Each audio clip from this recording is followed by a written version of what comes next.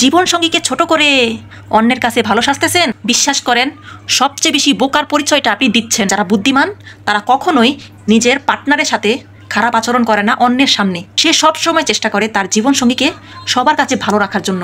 কারো সামনে তার জীবন সঙ্গীকে সে ছোট করে কথা বলে না একটিও। যদি আপনি জীবন সঙ্গীকে ছোট করে নিজেকে বড় মনে করেন, তাহলে আমি বলবো আপনি সবচেয়ে বেশি ছোট লোকের পরিচয় দেন, জীবন সঙ্গীকে ছোট করে। অতিরিক্ত খাবার খেলে যেরকম বদ হজম হয়, সেরকম অতিরিক্ত ভালোবাসাও অনেকের বদ হজম হয়। তাই তো বলি, অতিরিক্ত কোনো কিছুই ভালো নয়। আপনি কাউকে অতিরিক্ত ভালোবাসবেন, সে প্রতিনিয়ত আপনাকে অবহেলা করবে। যখনই সে বুঝতে পারবে আপনি তাকে মন থেকে ভালোবাসেন, তাকে অনেক ভালোবাসেন, সেদিন থেকেই দেখবেন সে আপনাকে সবসময় অবহেলা করবে, ছোট করে কথা বলবে, সবসময় তুচ্ছ তাচ্ছিল্য করে আপনার সাথে ব্যবহার করবে। তাই তো কথাই বলে, অতিরিক্ত কোনো কিছুই ভালো নয়।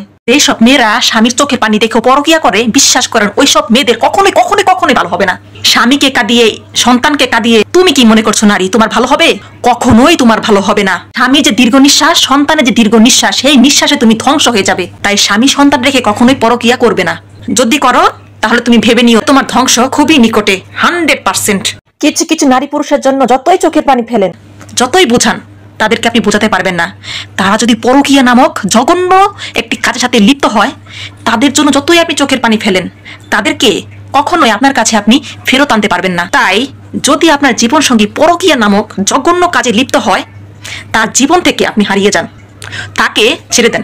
কিন্তু একটা কথা বলবো, আপনি ছেলে হন অথবা মেয়ে হন, যদি আপনার ছোট কোনো বাচ্চা থাকে, তার হাতটা আপনি ছাড়বেন না। তাকে আপনি মানুষ করার চেষ্টা করেন।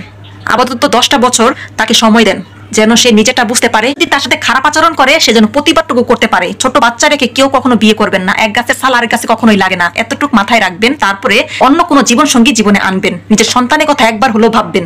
সব থেকে হতভাগা সন্তান কারা জানেন? যাদের বাবা মা থাকতেও থাকে না। আর ওইসব সন্তানদের সাথে এই দুনিয়ার মানুষগুলো খুবই জঘন্যভাবে খারাপ ব্যবহার করে। তাদের যা মনে চায় তারা তাই করে। এই পৃথিবীর বুকে তো অনেক মানুষ আছে, মনুষ্যত্ব আছে কয়জনের বলতে পারেন? যাদের কাছে নিজের কষ্টের কথাগুলো বলবে, তারাই সবার আগে আপনাকে আঘাত করবে। পৃথিবীর বুকে যার বাবা মা থাকতেও থাকে না, সে জানে বাস্তবতাটা যে কতটা কঠিন। আমাদের সমাজে আর কত সন্তান বাবা মা থাকতেও ইতিম হয়ে যাবে বলতে পারেন? বাবা আছে, মা আছে, সব আছে, কিন্তু বিপদের সময় কেউ নেই। রাতের পর রাত না ঘুমাতে চোখের নিচে কালি পড়ে গেছে। কষ্ট সহ্য করতে জীবনটা শেষ হয়ে গেছে। বাবা মা থাকতেও আজকে ইতিম। এরকম জীবন কেন হয়েছে বলতে পারেন? এখন যদি আমি আমার বাবাকে বাবা বলে না ডাকি, বাবাকে যদি আমি ঘৃণা করি, এতে কি আমার কোনো দোষ হবে বলেন তো? যেই বাবা আমাকে ছেড়ে পরনারীর প্রতি আসক্ত হয়েছে, সেই বাবাকে যদি আমি ঘৃণা করি, এতে কি আমার কোনো দোষ হবে?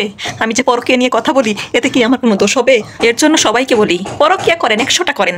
সন্তান থাকলে গলা টিপে মেরে তারপরে পরকীয়া করবেন, ঠিক আছে? আমার মতো একটা মানুষ আজকে মানসিক রোগী হয়ে যাচ্ছে দিনের পর দিন। যখন দেখি বিপদের সময় কেউ পাশে নেই, বাবা মা থাকতো যখন পাশে থাকে না, তখন সহ্য করতে পারি না। তাই যারা পরকীয়া করতেছেন, সন্তান থাকলে গলা টিপে মেরে ফেলবেন।